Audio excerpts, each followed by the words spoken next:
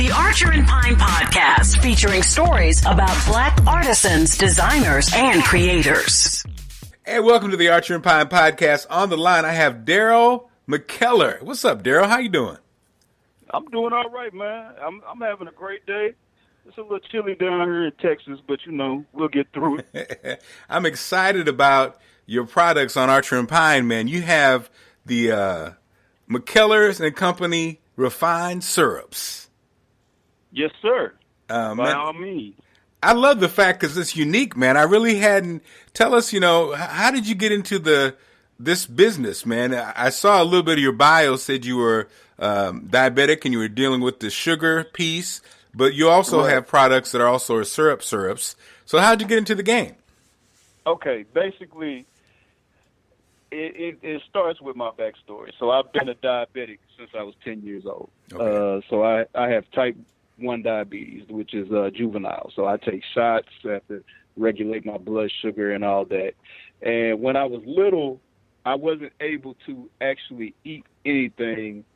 I had a highly regulated schedule, and I love sweets, but I couldn't eat them. So I would sit and watch chef shows all the time, just basically just because I was just interested in it because I couldn't really eat it, but I liked it. I didn't exactly know how I was, if I could ever do that. I just was really interested in it. So during that time, I would always, dabble in it. I like to play in food and, do things like that. So I used to work for American Airlines, and I got laid off during the the tragedy after 9/11 twice. And after that time, they paid for me to actually go to school. So I went to culinary school because before that, I was actually making cakes and stuff that I would actually sell while I was working, around Christmas time and stuff like that. Okay. So that got me into the culinary field. Okay. Did that, just went to school, worked, different places. But I became an executive on Norwegian Cruise Line in Hawaii. And I did that for 3 years, where I was actually in charge of 4 restaurants. And I was also a pastry chef. So I did the savory as well as pastry, which most chefs don't do. Normally they're specialized in one side or the other. Wow. But because of my background and, I always wanted to have things, with my diabetes that I could actually do. So I needed to understand the classic way to do it to then translate that into stuff that I could do. So that's where that came from. So I did that for 3 years. I got, I was in Hawaii, it's fun, but once you get down there for about 3 years, you pretty much done everything. Because when you're not in Honolulu or the other places, it's really rural. So, and the cost of living is about 3 or 4 times what it is in Manhattan or San Francisco. Wow. So, right. So everything is imported. So the cost of living is really, really high. So everything is, a culture shock. When I first got down there, I went to McDonald's expecting to get you had the dollar menu. I went down there looking for the dollar menu. They had nothing down there that was less than $5. Even the double cheeseburger, which I was like my first job was actually at McDonald's. So that's why,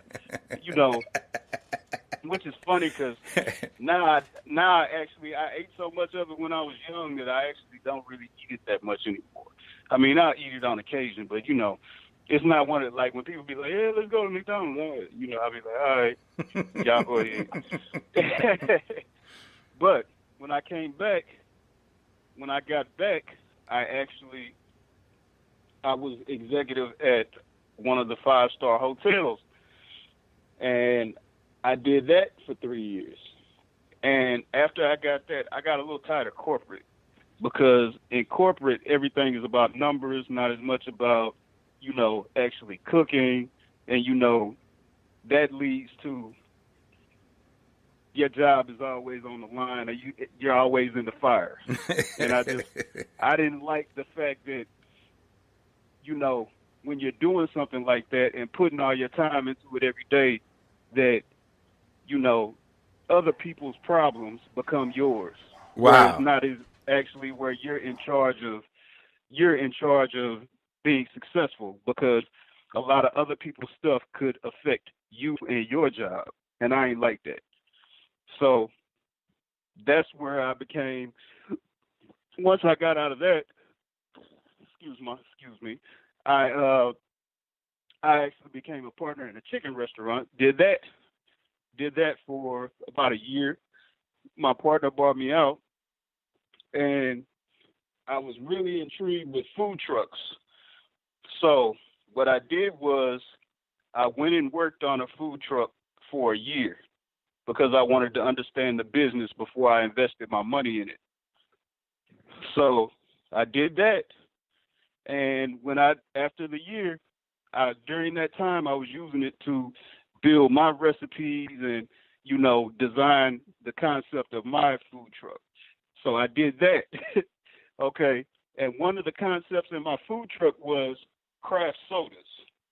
And this was before the craft cocktail craze, because that came along in around 2015 to 2016, where craft cocktails and stuff like that were really burgeoning, and really getting big.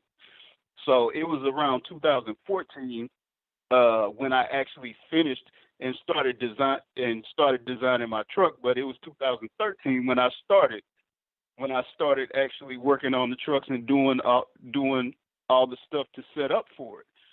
And at that time, it wasn't hot to have craft and craft sodas and all that. It was really only centralized on the East Coast and the West Coast.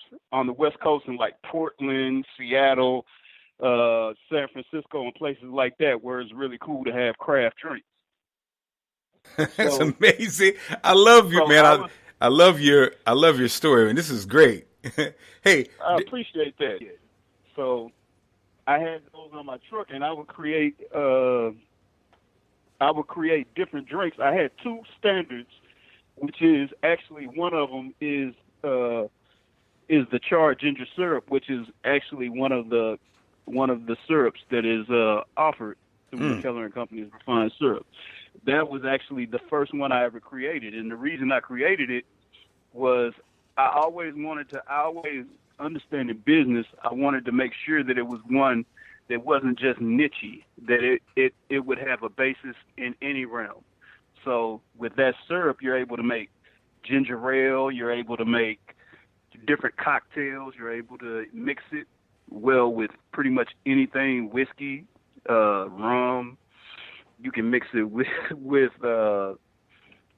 tequila, gin, vodka, pretty much anything, which the Moscow Mule is one of the selling points of the actual syrup when I'm going out. And the reason is the Moscow Mule is one of the biggest cocktails in the beverage industry right now, and it's been for the last 2 years. And, I had the foresight to understand that when I designed it way before all this was going on. So, amazing. And that's just business acumen, just understanding it. But I do research, so I did market analysis. But that was just me taking a shot. That wasn't actually coming from just the research. That was just me wanting to have something that would fit in the middle, that you could use all around. It wasn't going to just go to one demographic. Anybody can use it.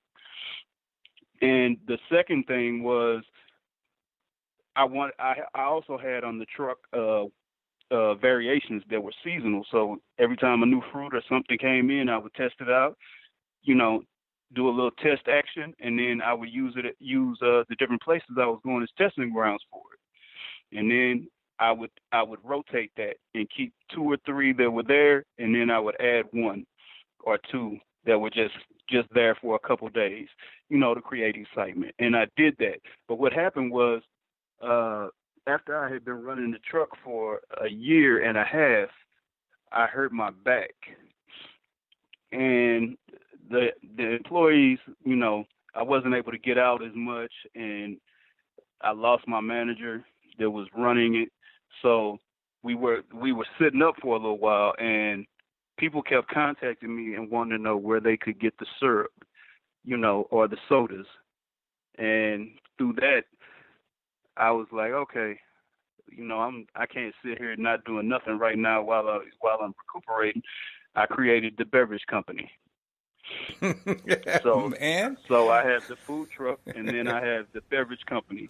And the good thing about it is I still have, you know, the food truck running and doing everything, but the food truck is a promotional tool and marketing asset for the beverage company. So when we do events, we're setting up to go to in March, the Las Vegas restaurant and club event. I'm also working on setting up to have some vendor tables at the Essence Festival in the summer. So we're getting ready to do a lot this next coming year. But the biggest thing about it is versatile.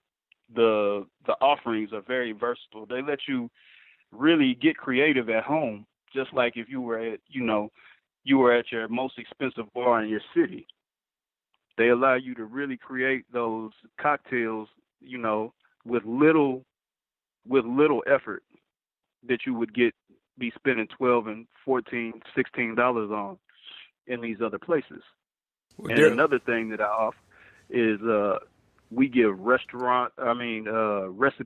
and different things like that to get you started, to help you on creating, you know, the memories and just, you know, fun and effects that most people can't get at home. Well, Darrell, you have crammed 3 lifetimes into your life. Yeah, I know. It's amazing. It is. I've been through a lot, you know, so it's one of those things. But I'm one of those people that is never enough. I'm always creating something. I always have an idea, but I'm not scared of my ideas. You know what I mean? And that's just me. I'm not scared of the idea, but I'm always looking to elevate other people and other people's, you know, their surroundings and their feelings, because it's all about feelings at the end of the day. You know, how you feel, what makes you feel good, what makes your family feel good, you know, and that's what I want to bring to the world. Well, you've taken so as a diabetic, you basically turn that inside out, and I can see that that's a part of your formula. Like, you face things head on. So you're a diabetic who make cakes. You know what I'm saying? Like, you didn't let that scare you, or you didn't let you turn you the other way. You actually faced it, and that's probably why you've had so much success. Archer and Pine, circulating the black dollar since 1921. Go to archerpine.com now.